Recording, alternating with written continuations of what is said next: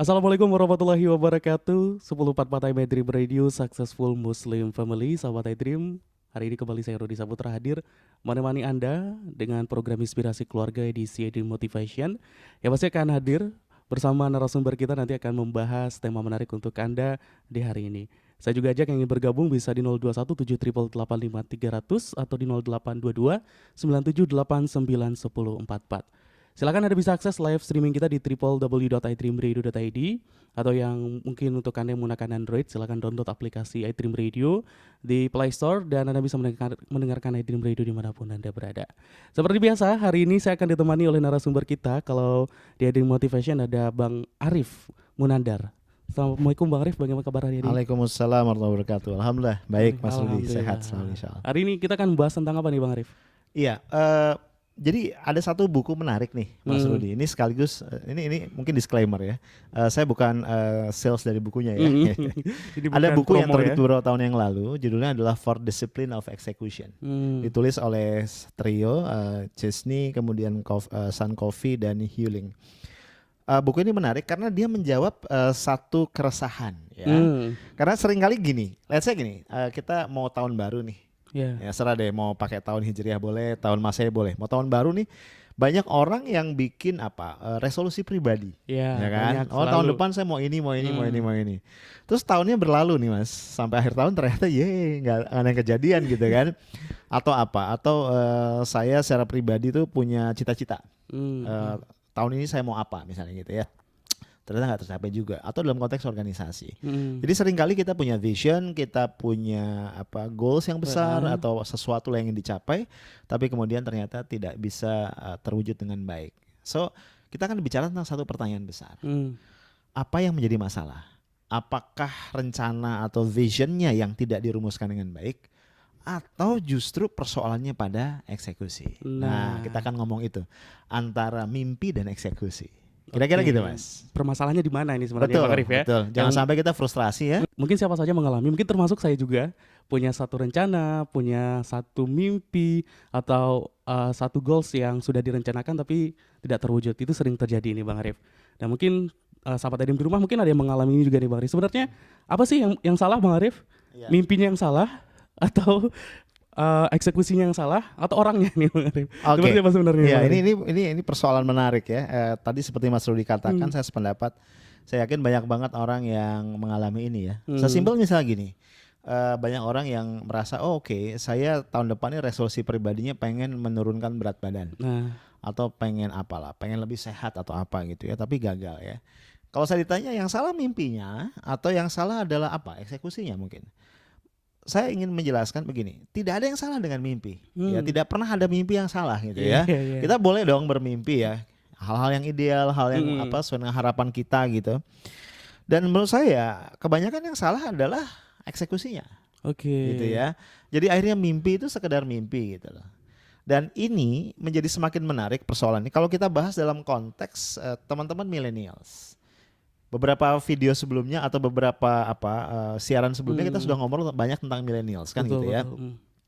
Millennials memang makhluk yang menarik Mas, karena mereka terpapar dengan banyak sekali informasi, mereka punya banyak idola baru gitu kan ya. Akhirnya kalau membuat dream nih mereka luar biasa. Pengen bikin startup, pengen kaya raya sebelum usia 30 ya kan ya. Pengen mandiri secara finansial, bahkan pengen mengubah dunia gitu ya. Kalau mimpi ini luar biasa. Cuman memang kita di sekolah tidak diajarkan skillnya gimana untuk membuat mimpi itu menjadi down to earth. Bagaimana kita menyusun sebuah eksekusi yang itu bisa mencapai mimpi kita. Nah di sisi yang lain juga masih dalam konteks milenial, kadang-kadang ada tadi gangguan-gangguan keinginan untuk mencapai segala sesuatunya dengan cepat. Padahal kalau kita bicara eksekusi yang bagus itu selalu menuntut disiplin Mas. Dia menuntut disiplin, menuntut ketekunan. Kalau nggak salah kita pernah membahas tema tentang konsisten dan persisten gitu ya, tentang istiqomah. Nah yang namanya eksekusi itu menuntut itu. Apa bedanya eksekusi sama planning? Planning itu kan seringkali kita lakukan di atas kertas. Bahkan kadang-kadang tanpa kertas ya, hanya dalam kepala gitu ya. Dalam kepala kita enak banget kan. Dan seringkali yang namanya planning itu berangkat dari kondisi-kondisi ideal. Kalau di perusahaan itu dengan berangkat dari asumsi-asumsi ya kan? Kita bikin planning begini dengan asumsi ini. Nah, begitu kita masuk ke dalam eksekusi, kita berhadapan dengan kondisi real di lapangan. Dan kalau kita sudah berhadapan dengan lapangan, tidak ada lagi asumsi. Yang ada realita. Fakta. Realita ini ketika tidak sesuai dengan harapan namanya problem. Problem ini ketika tidak diaddress, tidak diatasi, dia bisa jadi musibah nih. Ya, dan ujungnya mimpi atau dream kita itu atau goal kita tidak terwujud dan biasanya kita frustrated. Dan akhirnya escape-nya adalah ya sudahlah, kita kembali lagi kepada rutinitas. Akhirnya tenggat waktunya selesai, misalnya setahun gitu Mas. Kok gue masih di sini ya? Dan kemudian kita kembali membuat mimpi baru gitu ya. Jadi persoalan adalah pada eksekusi, dan ini tadi terkait erat dengan karakter yang biasanya melekat pada millennials. Nah gitu. permasalahannya sebenarnya di mana sih Bang Arif? Justru bukannya dalam kondisi milenial sekarang, justru dengan fasilitas yang begitu sudah canggih, justrunya harusnya lebih gampang untuk mengeksekusi semua mimpi. Permasalahan di mana sebenarnya? Betul. Toolsnya ada, teknologinya ada, tapi persoalannya adalah ini masalah dua ya. Pertama adalah masalah yang sudah kita diskusikan, yaitu masalah konsistensinya, ya kan? Masalah kemauan untuk susah, masalah kemauan untuk tanda kutip tangannya kotor. Kalau orang bermimpi bikin planning itu kan tangannya nggak kotor kan, nggak kotor, nggak keringetan, nggak capek, nggak keluar effort gitu ya. Itu persoalan pertama yang menyangkut mentalitas. Yang kedua ada persoalan skill, ya. Jadi jangan dipikir bahwa mengeksekusi sesuatu itu nggak ada tekniknya. Ada. Banyak orang yang cukup konsisten, dia cukup punya semangat untuk mengeksekusi mimpinya, tapi memang nggak punya skill. Ya, dia tidak pernah diajarkan skillnya. Ya kita tahu ya, mohon maaf ini, kebanyakan sekolah kita tidak punya kurikulum tentang itu. Ya, tentang life skill, termasuk skill untuk mengeksekusi sebuah mimpi. Akhirnya ya tadi itu, kita punya mimpi besar. Contoh gini, kita punya idola nih, kita punya idola. Biasanya idola ini kan di bidang yang kita suka ya.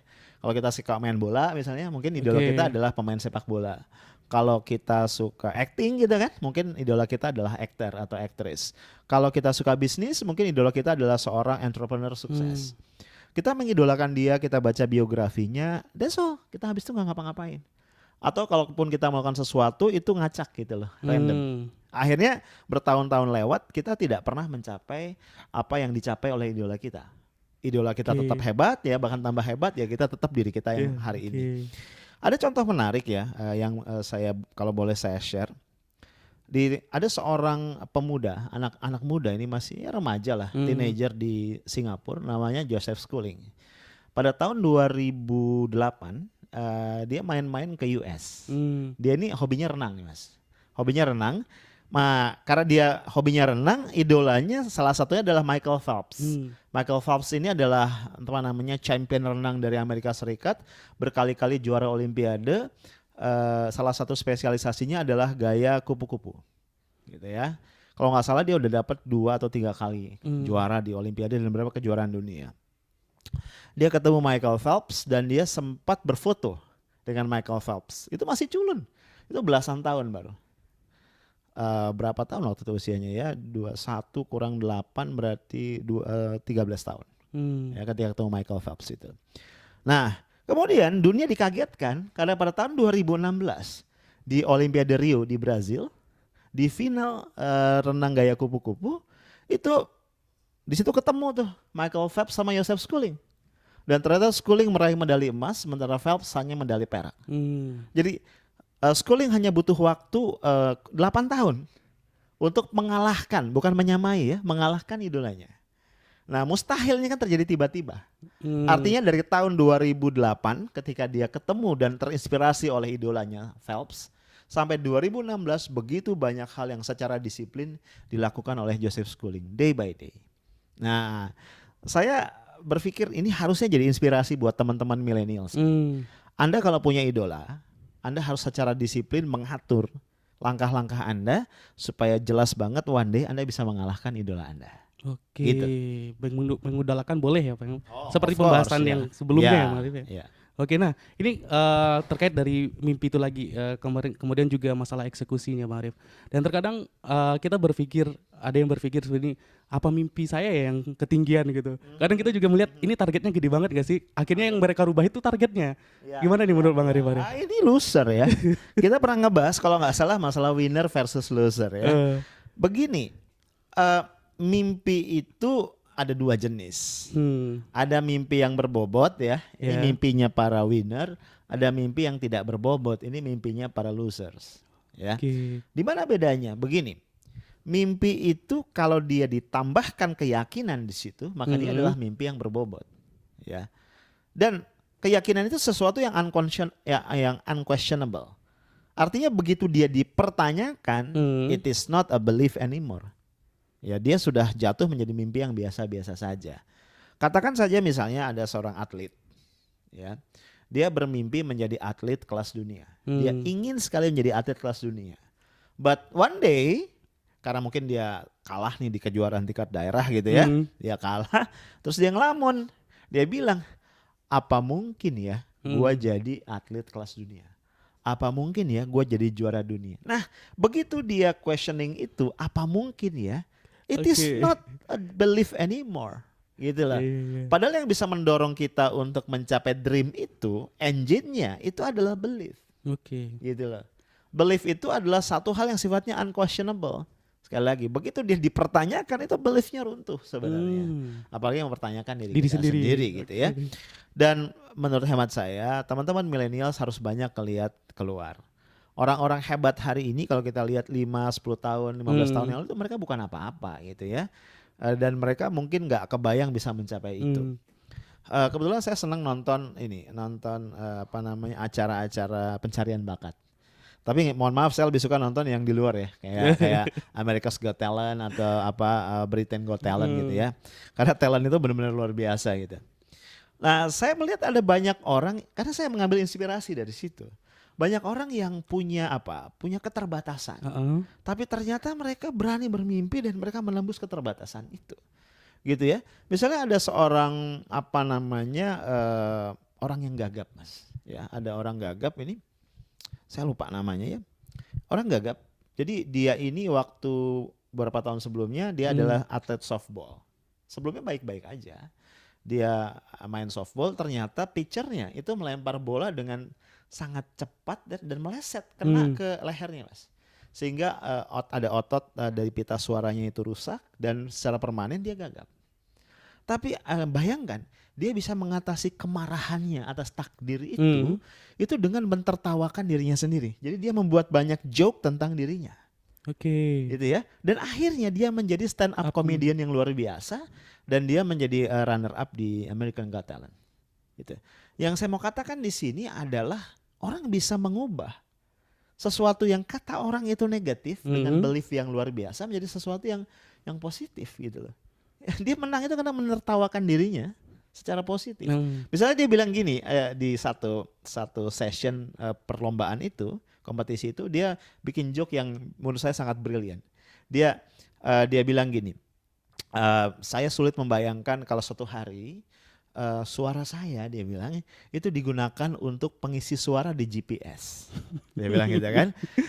Kita bisa bayangin kan, kalau orang gagap gitu kan, orang gagap suaranya itu dipakai di GPS gitu kan. Terus dengan gagap dia bisa mau bilang 300 meter di depan Anda harus putar balik gitu kan. Tapi kan kalau orang gagap ngomongnya terbata-bata gitu kan. Itu putarnya udah lewat kan gitu ya. Itu saya ngeliat banget gimana semua juri itu ngakak, terbahak-bahak sampai mau jatuh dari kursinya gitu ya. Terus penonton juga ibaratnya guling-gulingan gitu kan. Nah, di situ kita bisa ngelihat orang bisa ngubah itu kalau dia punya belief yang positif. Di acara yang sama juga saya pernah melihat ada seorang perempuan namanya Mandy Harvey.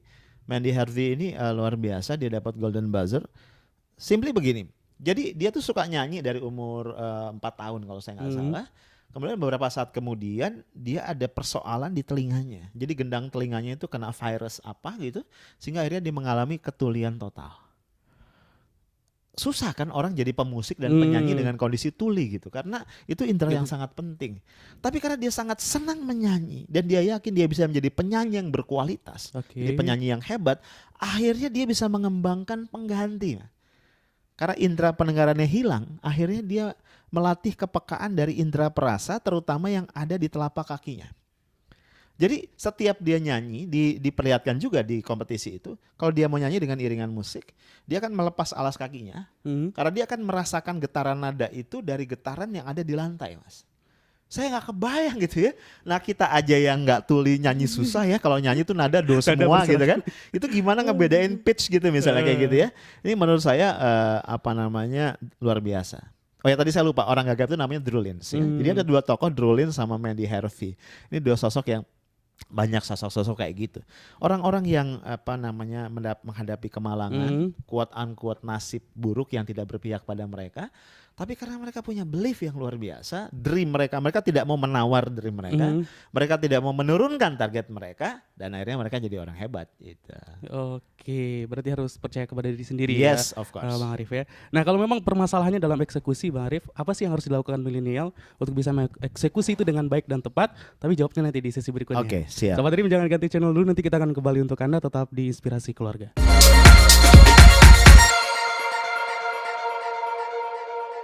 Masih bersama kami Sobat iDream di Inspirasi Keluarga. Untuk edisi hari ini iDream Motivation membahas tentang bagaimana mengeksekusi mimpi yang tepat ya Bang Arif ya.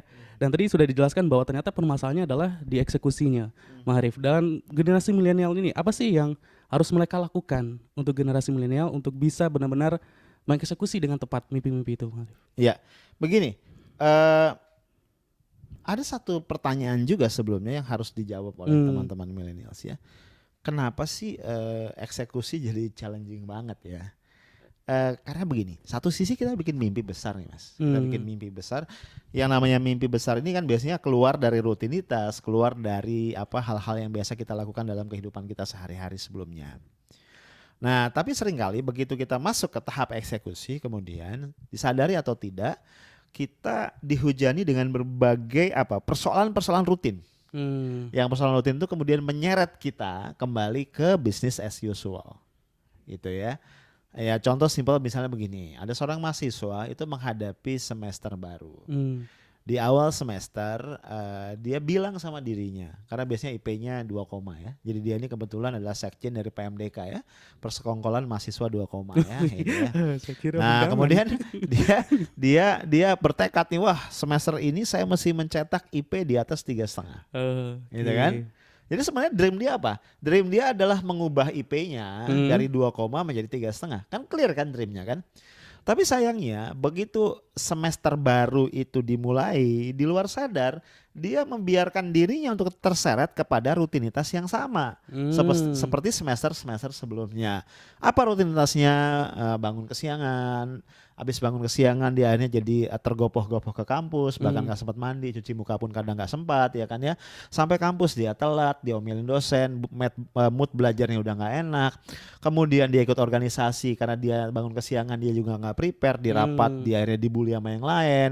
Kemudian macam-macam. Jadi dia terjebak pada rutinitas yang persis sama dengan semester-semester sebelumnya. Tiba-tiba semester berakhir gitu kan, kok IP saya masih 2, Nah, dia lupa ya, Einstein pernah bilang cuma orang gila yang mengharapkan hasil yang berbeda dari cara yang sama gitu ya. Jadi faktor itu. Artinya kalau saya menjawab pertanyaan Mas Rudi tadi, apa yang harus dilakukan? Menurut saya secara sadar yuk coba keluar dari rutinitas itu. Keluarlah dari rutinitas, dari whirlwind. Whirlwind ini angin topan lah ya, puting beliung yang selama bertahun-tahun sudah menjerat Anda. Sehingga Anda tidak kunjung mencapai mimpi Anda. Selama Anda gak keluar dari situ ya Anda akan selalu begitu. Nah kadang-kadang saya dihadapkan pada pertanyaan, gimana Bang keluarnya? Simply coba tata ulang your priority. Karena kita gak bisa nambah waktu kan. Tuhan memberikan kepada kita waktu tetap 24 jam sehari, 7 hari dalam seminggu. Saya yakin gak ada di antara pemirsa iDream yang punya waktu 36 jam gitu ya. Oh kalau mau saya mau beli deh gitu ya. Sama 24 jam. But the biggest question is, kenapa ada orang dengan waktu yang sama itu bisa sukses luar biasa? Coba tanya Jack Ma. Berapa jam sih yang dia punya dalam sehari? Sama 24 jam gitu ya. Jack Ma punya 24 jam, pemulung juga punya 24 jam gitu. Tapi kok nasibnya beda gitu. Jangan-jangan ada cara nih untuk kita keluar dari jebakan-jebakan rutinitas tadi. Itu dulu langkah pertama, kita harus keluar dari jebakan rutinitas itu supaya kita tidak terus tergulung tuh dengan angin topan puting beliung rutinitas yang akhirnya membuat kita lelah Mas. Coba ceklah kehidupan kita. Betapa seringnya tiba-tiba malam tiba kita sudah tiba-tiba berbaring kembali di tempat tidur kita setelah kita flashback 1 hari ini, buset, ini hari goyang ini sama aja nih sama kemarin gitu kan ya. Rugi dong. Dan besok pagi kita bangun, kita memulai hari yang sama lagi gitu loh, dengan jebakan rutinitas yang sama gitu ya. Saya khawatir ketika saya ngomong gini nih banyak pemirsa iDream yang cengar-cengir sendiri nih ya, karena Iya mereka ya. merasa kok gue banget ya gitu, deja vu gitu ya, kira-kira begitu. Jadi coba kita keluar dari situ. Oke, Gitu, terus apa Mas. lagi nih, Bang Arif, yang bisa dilakukan? Iya. Kita ambil inspirasi dari buku tadi, The Four Discipline of Execution. Nah, kalau kita bicara The Four Discipline of Execution, ada 4 disiplin sesuai dengan namanya. Kita bicara di permukaan dulu, nanti satu persatu kita akan bedah di segmen-segmen berikut. Disiplin pertama adalah orang yang mau mencapai mimpinya itu harus bisa memformulasikan apa yang disebut sebagai WIGS. WIGS itu widely important goals, ya. Ada kata widely di situ, widely important. Sesuatu yang dia yakini benar-benar penting. Widely important goals ini bukan sekedar mimpi, tapi dia mimpi yang quote unquote bisa dikuantifikasi. Nanti saya akan jelasin formulasinya kayak apa ya di segmen berikut. Nah, kemudian yang kedua, widely important goals itu kan berupa apa? Berupa semacam kesenjangan yang pengen kita tutup. Contoh misalnya ada orang nih, tadinya dia beratnya katakan 80, dia nggak ideal. Dia gue pengen banget turun jadi 60. Berarti widely important goal-nya adalah turun dari 80 menjadi 60 kan. Nah, cuma kan ini akan tetap jadi angka mati kan kalau dia tidak masuk yang kedua. Yang kedua itu apa? Dia merumuskan apa yang namanya lead measures. Nah, widely important goals itu sering disebut sebagai lag measures. Kenapa lag? Ada kesenjangan antara 80 sama 60 kan? Lag-nya 20, makanya sering disebut sebagai lag measures. Tapi lag ini tidak akan pernah bisa diatasi, tidak akan pernah bisa dicapai kalau tidak ada lead measures. Lead measures ini bicara apa yang kamu harus lakukan dalam satu waktu tertentu untuk mencapai atau berkontribusi terhadap pencapaian lag measure tadi. Jadi misalnya lead-nya apa? Lead-nya misalnya saya harus exercise 3 kali seminggu minimal 1 jam.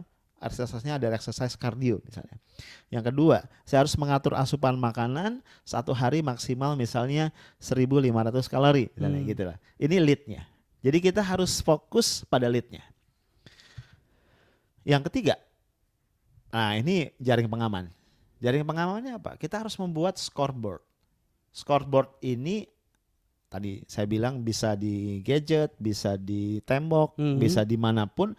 Scoreboard ini kayak papan gitu, papan skor yang menggambarkan lag kita apa yang kita mau capai, lead kita apa, bagaimana mencapainya, dan positioning kita hari ini seperti apa.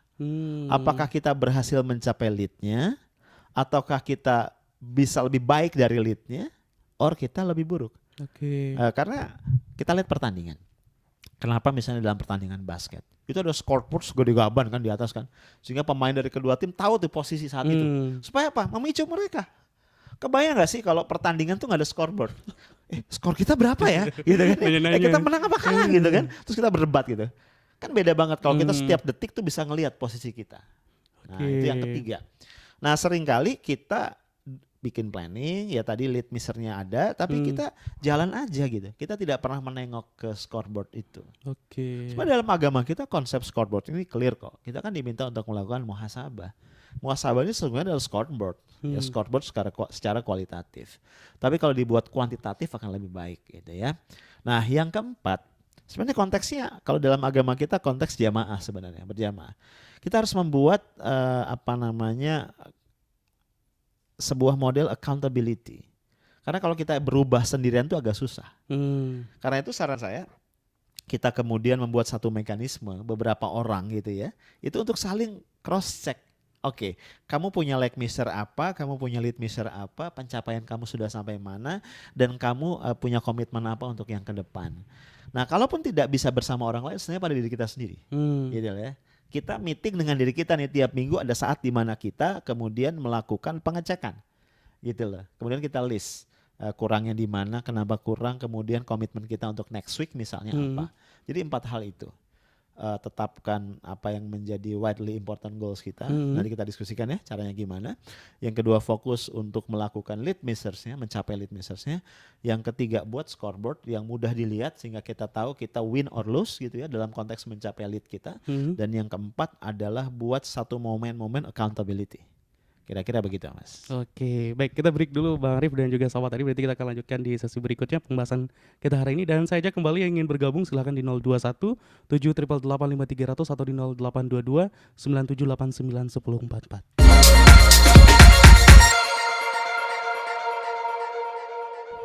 Baik, terima kasih untuk karena sahabat iDream Anda masih bersama kami di 1044 time iDream Radio dan saya masih bersama Bang Arif membahas tema kita hari ini. Nah, tadi ada 4 hal yang harus diperhatikan tuh Bang Arif ya agar bisa ya mengeksekusi semuanya dengan tepat dan baik. Yang pertama dulu nih menentukan target, Marif. Ya. Tapi untuk menentukan target ini pastinya nggak sembarangan ya, Marif ya. Harus apa ya?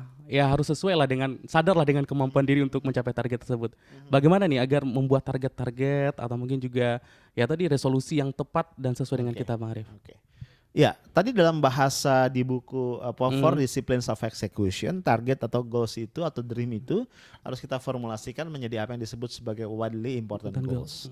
Dari namanya jelas widely important goals, dia adalah goals atau objektif yang very clear, dia tajam ya dan dia very important. Very important dalam artian dia punya nilai tambah yang tinggi. Nah, ada beberapa prinsip ya. Yang pertama yang harus kita lihat adalah fokus menjadi kata kunci yang penting di sini. Jadi ada satu sunatullah nih yang kadang-kadang kita nggak sadar. Semakin banyak hal yang ingin kita capai pada satu segmen waktu tertentu, semakin sedikit yang kita capai.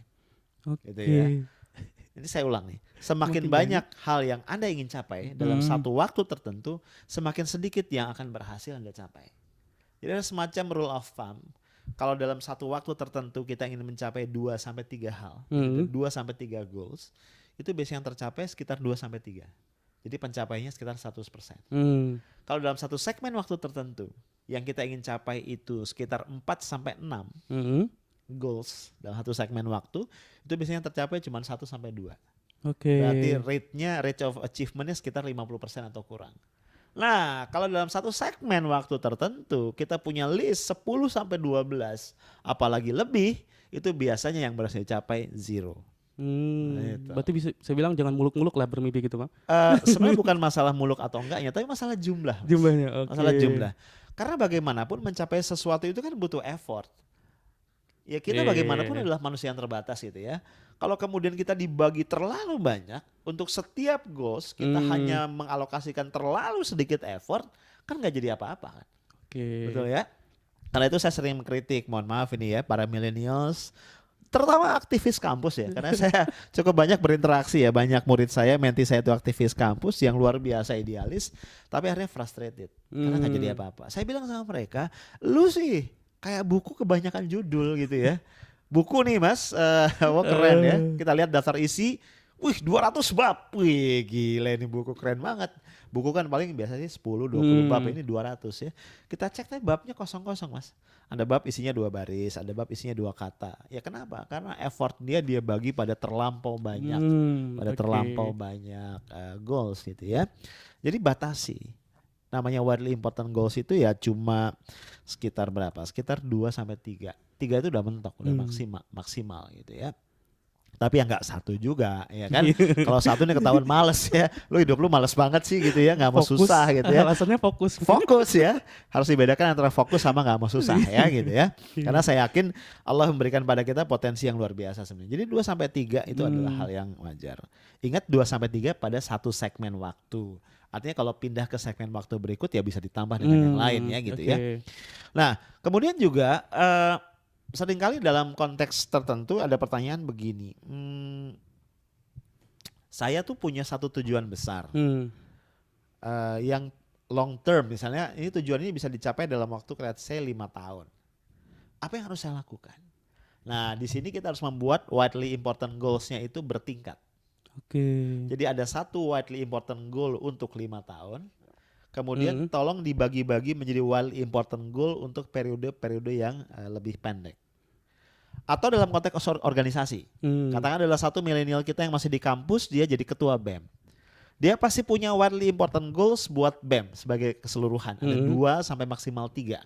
Tapi kan BEM itu ada departemennya, ada bidang ya kan. Nah widely important goals tadi yang besar itu untuk BEM itu harus dipecah menjadi widely important goals untuk masing-masing unit. Oke. Millennials kita yang sudah punya perusahaan, yang lagi develop bisnis sama. Dia punya widely important goals untuk perusahaannya. Tapi kan ada departemen lain, marketing, finance, segala macam. Masing-masing harus punya widely important goal sendiri. Cuman saya ingatkan satu persoalan konsistensi. Nah. Ya, yang atas yang besar ini kan ibarat peperangan. Bodoh banget Panglima yang maju ke lebih dari satu peperangan dalam waktu yang sama, iya kan? Panglima perang itu pasti memimpin satu peperangan, gitu kan? Tapi peperangan itu kan ada beberapa pertempuran, kan? Ada beberapa front, kan? Nah, kemenangan pada masing-masing front pertempuran ini akan berkontribusi untuk memenangkan peperangan tadi.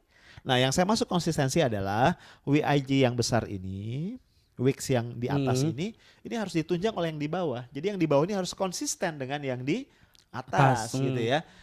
Cukup sering terjadi kita punya satu goals besar, let's say untuk 5 tahun, tapi goals yang lebih kecil di tiap tahunnya itu ternyata nggak ada hubungan sama yang besar ini. Atau dalam konteks organisasi ya, ini goalsnya BEM nih, gitu ya. Goals tiap departemen, ya week dari tiap departemen ini nggak ada hubungan dengan weeknya si BEM tadi. Nah ini konsistensi harus kita jaga. Jadi antara peperangan dengan pertempuran. Itu harus konsisten, gitu ya. Okay. Kemudian juga yang lain sekarang, bagaimana kita merumuskan satu WIGs yang bagus, satu week yang bagus. Ini formula kalimatnya simple banget, ya.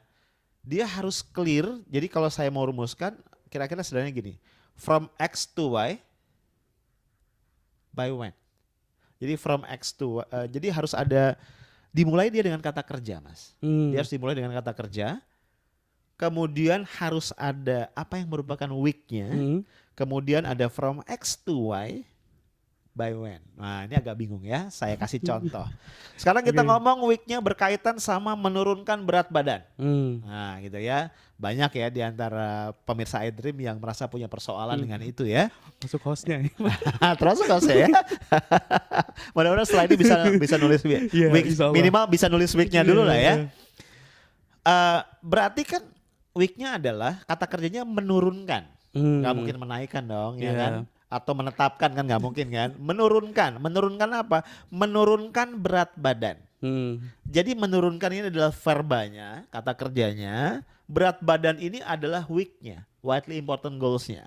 Menurunkan berat badan, clear kan? Dari X ke Y, dari 80 kg ke 60 kg, clear kan? By when? Dalam waktu 6 bulan. Misalnya. Ini perumusan week yang bagus. Jadi clear. Sekali lagi tadi verb kata kerja, week-nya dari X ke Y kapan? Menurunkan itu berarti verbanya, week-nya adalah berat badan dari 80 ke 60. 80 ini X ke Y-nya adalah 60, by when-nya adalah dalam waktu 6 bulan. Oh, harus sedetail itu ya Bang ya? Betul. Tadi saya bilang week ini bisa 2 sampai 3. Ini salah satu contoh week. Nah, tapi kan tadi saya bilang week ini cuman akan jadi apa? Jadi week aja, gitu kan? Nggak akan jadi apa-apa. Kalau kita cuman berhenti di widely important goals. Nah, ini contoh yang disebut sebagai lag misers. Jadi kalau kita bicara goals, itu ada lag misers, ada lead. Nah ini lag-nya. Kan dia menggambarkan lag kan, antara 80 ke 60. Dia menggambarkan lag yang mau dicapai. Nah tapi lag ini kan sifatnya pasif. Dia bicara apa yang mau kita capai. Nah yang kedua, kita harus bicara lead measures. Lead measures ini bicara tentang bagaimana. Nah banyak orang tuh lemah di sini juga. Tadi kan ada orang yang lemah dalam merumuskan lag-nya. Lag-nya jadi sangat. Sebelum ke sini mungkin saya mundur sedikit. Contoh bicara week yang buruk ya. Saya ingin lebih kurus. Ini otak kita juga susah memahaminya gitu kan Terus ya. yang seperti apa? Nah, gitu, seperti mungkin apa gitu kan nanti kerempeng kan kacau juga gitu kan ya. Dan Betul, betul. saya ingin lebih kurus itu sukar dieksekusi. Gitu loh. Beda banget Iya, tadi menurunkan berat badan dari 80 ke 60 dalam waktu 6 bulan. Clear. terukur ya Bang ya. Terukur. Jadi week itu harus terukur. Tapi tetap di sesuatu yang sifatnya statik. Karena dia Oke. tidak bicara how to. Jadi kalau berhenti sampai di sini nggak banyak manfaat juga. Cuma latihan bikin kalimat ya gitu ya. Nah yang kedua adalah kita harus rumuskan yang namanya lead measures. Oke. Ya, lead measure ini sebenarnya bicara key activities. Key activities yang kita yakin kalau kita eksekusi dengan penuh kedisiplinan, maka dia akan berkontribusi setidaknya pada pencapaian week. Oke. Gitu ya. Tidak akan membuat week langsung tercapai, tapi setidaknya berkontribusi pada pencapaian week. Nah tadi karena Kadung contohnya adalah masalah berat badan ya. Mumpung ada Mas Rudi di sini. Iya, ada contoh yang realnya ya Mas. Oke, jadi kita rumuskan beberapa lead measure. Lead measure juga nggak boleh terlalu banyak ya. Kita harus mengukur juga kemampuan kita untuk melakukan. Karena lead measure ini berkaitan dengan activities. Ya. Contoh kita sebut 2 saja. Kita coba kalau kita baca browsing kita tanya sama ahli gizi atau ahli fitness gitu ya. Maka yang namanya berat badan itu hubungannya misalnya 2. Satu dengan asupan kalori, satu dengan volume atau frekuensi exercise. Ya kan ya 2 ini. Mungkin yang lain-lain ada. Nah, kita buat lead measure yang terkait dengan ini. Gitu ya. Misalnya dengan asupan kalori. Kita buat lead measure-nya begini, adalah kita harus memastikan untuk membatasi asupan kalori kita hanya 2000 kalori maksimum per hari. Misalnya kayak gitu. Yang berkaitan dengan exercise, lakukan latihan kardiovaskuler untuk membakar lemak. Itu minimal 3 kali seminggu dalam waktu minimal 50 menit. Biasa. Ini lead measure. Nah, pertanyaannya adalah bagaimana cara saya untuk mendefinisikan lead measure yang bagus? Setidaknya ada 2 kriteria dari lead measure yang bagus. Ya, kriteria yang pertama dia prediktif. Prediktif itu dalam artian apa yang kita lakukan itu memang bisa mempredik pencapaian dari lag measure-nya. Itu yang pertama ya. Jadi kita bisa mengukur hubungan antara ini sama itu. Jadi kalau kita kurangi kalori, misalnya kita biasa makan 6.000 kalori gitu ya per hari ya. Sekarang kita turun aja 2.000. Kira-kira impact-nya terhadap berat badan apa? Kalau kita exercise tadi misalnya 3 kali dalam seminggu, impact-nya apa? Jadi satu prediktif. Yang kedua adalah dia influenceable. Memang lead measure yang kita pilih itu adalah lead measure yang bisa menginfluence pencapaian dari lag-nya. Gitu. Kan nggak ada hubungan antara berat badan misalnya dengan kegemaran shopping kan gitu. Jadi jangan bikin misalnya ini contoh yang agak ngaco ya.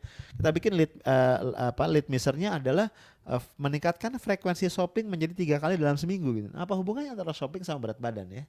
Gitu. Jadi jangan bikin lead measure yang nggak ada faktor influence-nya kepada pencapaian dari lag measure kita.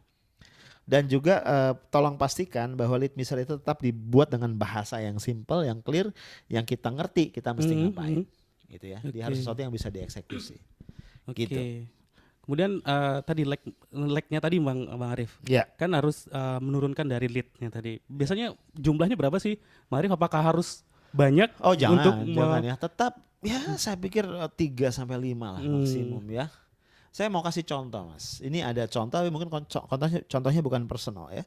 Jadi di akhir tahun 50-an itu NASA, ini lembaga antariksanya Amerika, itu punya goals yang begitu banyak. Begitu banyak goalsnya. Dan akhirnya mereka nggak jadi apa-apa gitu ya. Mereka kalah sama lembaga antariksanya Soviet waktu itu ya. Waktu itu masih ada Uni Soviet, perang dingin kan antara Amerika sama Soviet. Wah, ini rakyat bangsa Amerika malu banget gitu ya. Kemudian ada Presiden John F. Kennedy ya, salah satu presiden Amerika yang paling terkenal di dunia. Nah, kemudian dia bikin rumusan tahun 61. Dia merumuskan weeks dengan sangat clear.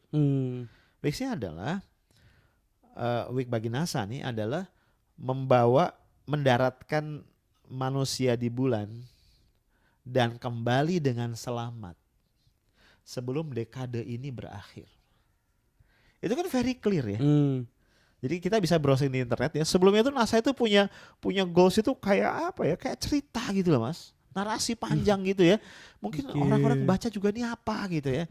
Datanglah John F Kennedy, dia formulasikan ulang dengan sangat clear. Itu kan tahun 61 dia ngomong, berarti dia bilang mendaratkan manusia dan mengembalikannya dengan selamat, mendaratkan manusia di bulan dan kembali dengan selamat sebelum dekade ini berakhir. Dan kita tahu akhirnya pada tahun 1969 ya kalau saya nggak salah, itu Neil Armstrong dan teman-temannya bisa menginjakan kaki di bulan dengan Apollo 12 gitu. Saya berandai-andai ya, seandainya mereka tetap dengan goals yang panjang lebar itu, mungkin sampai sekarang NASA belum berhasil juga mendaratkan manusia di bulan. Gitu. Jadi kembali wicks yang clear, kemudian diturunkan dalam di dalam lead miser yang juga clear, itu akan membantu kita mengeksekusi. Nah, ketika John F Kennedy udah datang dengan wick yang clear itu, akhirnya clear tuh Mas.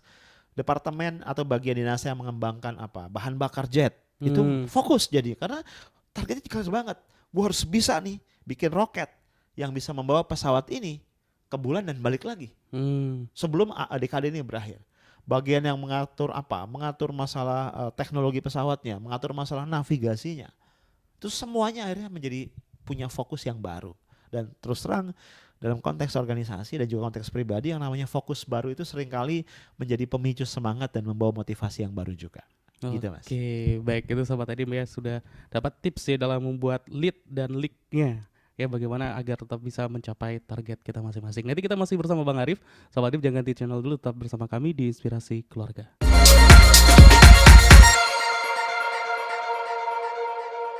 Baik, terima kasih untuk karena sahabat iDream, Anda masih bersama kami di Inspirasi Keluarga untuk edisi iDream Motivation, dan saya masih bersama Bang Arif. Kita akan lanjutkan lagi nih perbincangan kita Bang Arif terkait dengan bagaimana bisa mencapai mimpi ya, target yang kita sudah targetkan bisa tercapai dengan baik. Nah, mungkin selain strategi nih Bang Arif, apa sih yang bisa dilakukan oleh generasi milenial ini untuk bisa mencapai target itu dengan konsisten, Bang Arif? Ya. Tadi kan kita sudah bicarakan tentang weeks-nya ya, widely important goals. Tadi juga sudah kita singgung sedikit mengenai leads-nya. Nah ini masalah leads-nya. Saya ingin bahas sedikit di segmen ini masalah leads. Tadi sudah saya sampaikan, leads ini sesungguhnya adalah key activities. Ya. Saya ingin kembali remind, begitu kita bicara leads, kita bicara eksekusi di lapangan. Nah, yang harus diwaspadai tadi adalah angin topan rutinitas nih. Whirlwind yang membuat kita akhirnya tergulung dan akhirnya jatuh lagi, larut lagi dengan kebiasaan-kebiasaan. Nah, cuma seringkali saya kalau ngomong gini dihadapkan pada pertanyaan, Bang, tapi kan begini, hidup kita kan bukan cuma buat ngejar weeks tadi itu, tapi ada hal-hal lain yang kita nggak bisa tinggalin ya kan. Kalau saya ibu rumah tangga, saya mesti ngurus anak, ya kan. Kalau saya suami, saya mesti cari nafkah. Kalau saya mahasiswa, ya saya mesti ngerjain PR dan lain-lain. Ada kewajiban ya. Ada kewajiban rutin yang tidak pernah bisa kita tinggalin. Totally right. Ya hidup kita memang bukan cuma ngejar weeks kan, gitu ya. Nah, jadi perlu diingat bahwa 4 Discipline of Execution atau 4DX ini adalah satu tools untuk membantu kita mencapai mimpi. Dia tidak bicara total the whole of our life, tidak ya. Jadi ada hukum di situ 20-80 Mas, atau 80-20. Terserah 20-80 atau 20-20 sama aja. Maksudnya begini, 80% waktu Anda, 80% dari waktu Anda silakan Anda gunakan untuk mengerjakan rutinitas kehidupan Anda tadi. Yang macam-macam yang Anda nggak bisa tinggalin. Sebagai ibu rumah tangga kah, sebagai suami yang mencari nafkah, atau sebagai apapun ya 80%. Tapi tolong dedikasikan at least 20% waktu Anda, 20% dari effort Anda untuk mengerjakan hal-hal yang ada dalam list dari lead measure Anda. Dari lead measure Anda. Tadi dalam konteks menurunkan berat badan misalnya, kan salah satu lead measure-nya adalah berlatih exercise, cardio di gym 3 kali seminggu kan, minimal 50 menit. Nah ini gunakan effort 20% saja. 80% tetap yang lain. Jadi jangan bayangkan bahwa kemudian olahraga terus ya Bang. Olahraga terus, wah kurus enggak mati ya kan gitu kan ya. Terus kita miskin ya karena kita enggak kerja kan gitu kan. Jadi rulesnya ada 20-80 dalam konteks lead measure ini. Tapi tolong sudahlah 20 tuh fokus ya kan. Jangan misalnya tadi contoh yang sama, kita ke gym nih, tadi kan cuma 20% kan dari effort kita kan. Kita ke gym, di gym kita malah duduk di bangku latihan, bukan latihan. Kita malah buka HP. Kita asik ya kan, buka Instagram ya, stalking orang lain, kemudian atau jawab-jawaban apa, surat penggemar ya, atau apalah gitu kan. Akhirnya sejam di gym memang, tapi kita nggak ngapa-ngapain. Oke. Jadi yang 20%, ini kan sudah cuma 20% ya. Tolong fokus gitu. Nah, itu yang harus kita pastikan itu ya. Ada orang lain yang pengen dia pengen jadi seorang inspirator katakan di bidang bisnis gitu ya. Itu weaknya. Dan kemudian salah satu lead message-nya adalah dia harus nulis buku. Jadi sebelum tahun ini berakhir bukunya harus jadi. Misalnya kayak gitu. Berarti tiap hari dia mesti menulis misalnya katakanlah 5 halaman. Nah, tolong kalau dia sudah sediakan waktu di pagi hari jam 8 sampai jam 10, jam 8 sampai jam 10 ini jangan diselang sama yang lain. Kan judulnya kan For Discipline of Execution. Jadi disiplin menjadi kata kunci. Dia harus disiplin untuk mengerjakan apa yang merupakan lead misernya. Itu hal yang penting. Nah, kemudian tadi selain itu juga dia harus tahu betul progres dirinya. Karena itu semacam scoreboard pribadi itu menjadi penting supaya dia bisa memonitor sekaligus memberikan semangat pada dirinya sendiri. Gitu Mas Rudi. Oke. Nah, kalau bicara tadi scoreboard Bang Arif, gimana nih? Apa sih maksudnya dan bagaimana prosesnya dari scoreboard ini? Ya, membuat scoreboard. Oke. Scoreboard itu harus sesuatu yang menarik untuk dilihat. Ya, jadi kita ketika ngeliat itu tertarik, Mas. Ya, kita bisa bikin bentuknya digital di gadget kita atau katakanlah kita lebih suka physical ya. Kita buat di tembok di ruangan kerja atau di kamar kita. Pendeknya dia sesuatu yang gampang sekali dilihat, yang mudah sekali kita lihat, yang visible, yang bisa langsung dilihat dan menarik kita untuk wah gitu. Ya, eye catching lah begitu ya. Jadi temanya kayak apa boleh, kayak speedometer, kayak apa grafik or apapun gitu lah. Nah, ada beberapa prinsip yang penting dari sebuah scoreboard yang bagus. Satu, di scoreboard itu harus tertulis dengan clear apa yang merupakan weeks-nya. Jadi leg misalnya harus clear. Tadi, menurunkan berat badan dari 80 ke 60 dalam 6 bulan ke depan. Nah, itu harus clear. Jadi tiap kita baca itu kita merasa kayak ditegur gitu kan. Weh, udah turun belum gitu kan? Harus clear. Yang kedua, harus clear masing-masing dari lead-nya tertulis. Lead-nya apa saja. Tadi ada lead mengenai misalnya satu tadi masalah asupan kalori ya kan.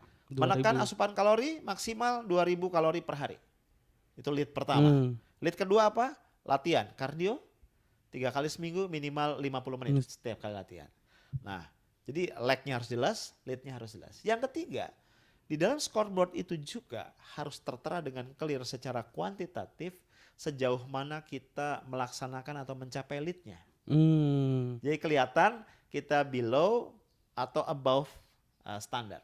Misal tadi ada lead mengenai asupan kalori, maksimal 2000 kalori. Berarti di situ harus tertulis dengan clear asupan kalori kita per hari berapa. Oke. Kan maksimal tadi 2000 kalori kan per hari kan.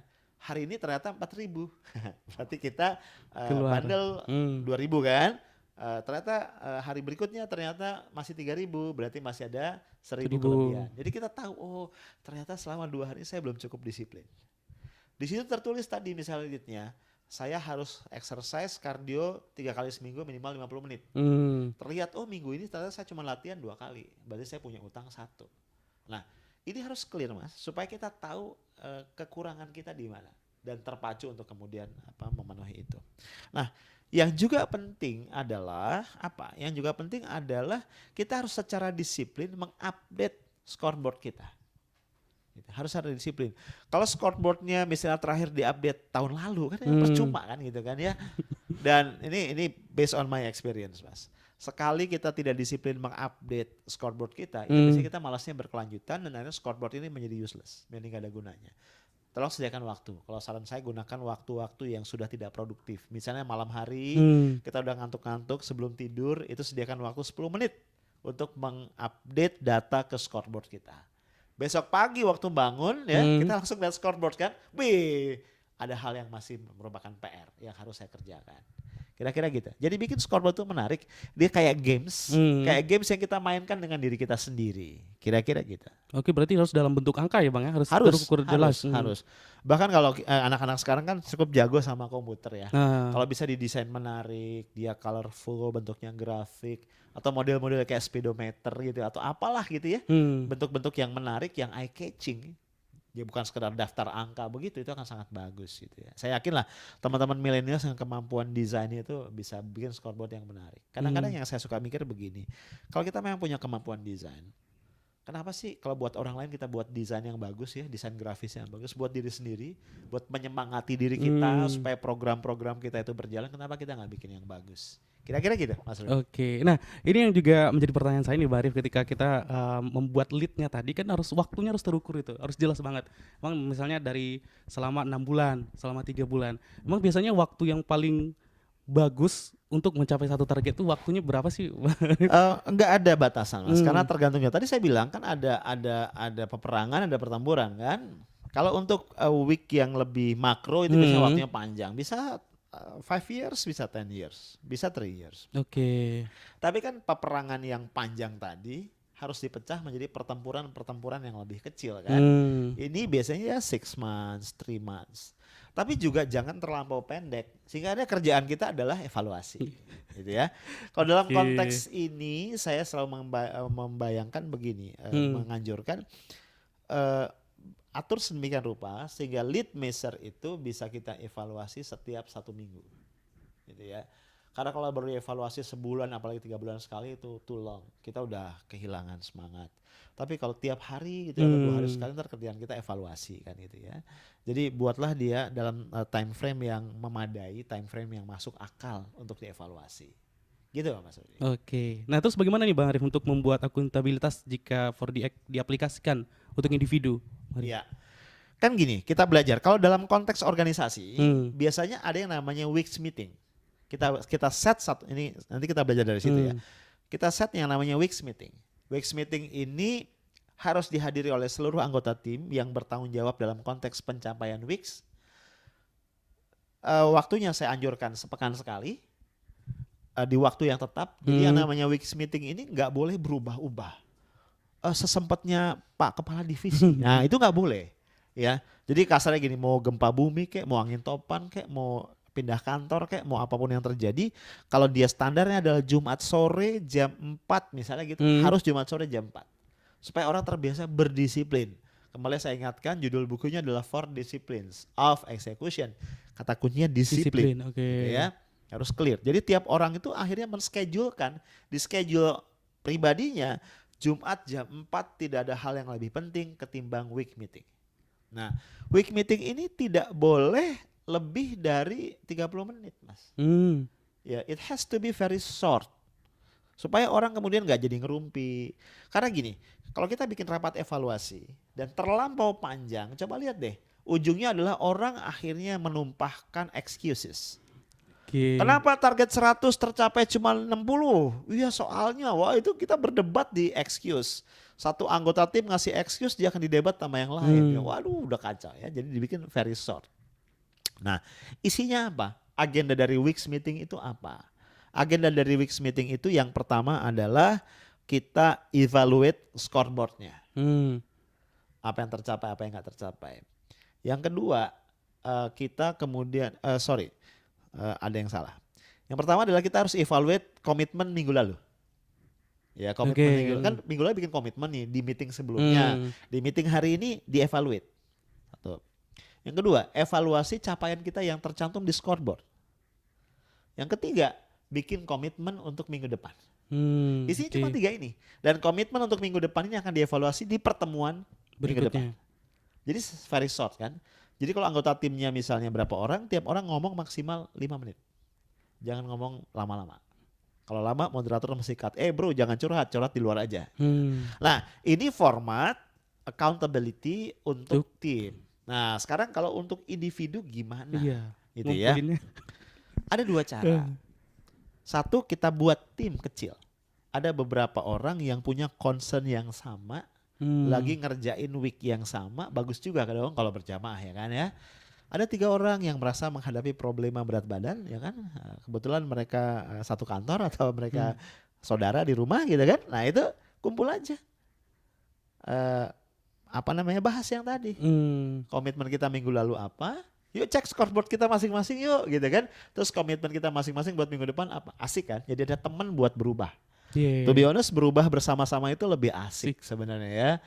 Nah, cuman gak ada nih bang yang mau berubah gue sendiri, ya udah, meeting lah Anda dengan diri sendiri, gitu ya. Jadi sediain waktu, disiplin. Tiap Sabtu sore jam 4 gue akan ngelamun tentang week. Ya udah, diam di kamar atau di sofa sambil ngemil boleh. Tapi ingat tadi Anda punya target asupan kalori ya, gitu ya. Terus cek, kita punya list kan. Komitmen minggu lalu apa? Ini. Waduh, ada beberapa komitmen yang tidak tercapai. Kenapa? Perbaiki. 2, cek scoreboard. Wih, scoreboardnya ada banyak yang belum tercapai. Rapihin. 3, komitmen minggu depan apa? Nah, lakukan meeting dengan diri sendiri. Gitu. Nah, cuman challenge-nya begini ya. Memang kalau kita buat sendiri itu nggak ada orang yang maksa kita buat disiplin. Nah, ini challenge-nya di situ. Jadi kembali ingat, ini judul bukunya yang menginspirasi kita di sesi ini adalah For Discipline of Execution. Ya, jadi kata kuncinya adalah disiplin. Jangan tanya saya, bang gimana caranya biar berdisiplin? Gak ada jawaban lain selain ya berdisiplin lah. Ya kan, kadang-kadang saya diminta ngasih teori gimana caranya, gak ada teorinya bro. Gitu. Gitu maksudnya. Oke, baik sahabat Adrim, itu tadi pembahasan kita di sesi kali ini. Dan kita masih ada satu sesi lagi untuk Anda di sesi terakhir nanti. Dan jangan ganti channel dulu, tetap bersama kami di 1044 AM Dream Radio. Dan untuk Anda juga mendengarkan live streaming di www.idreamradio.id.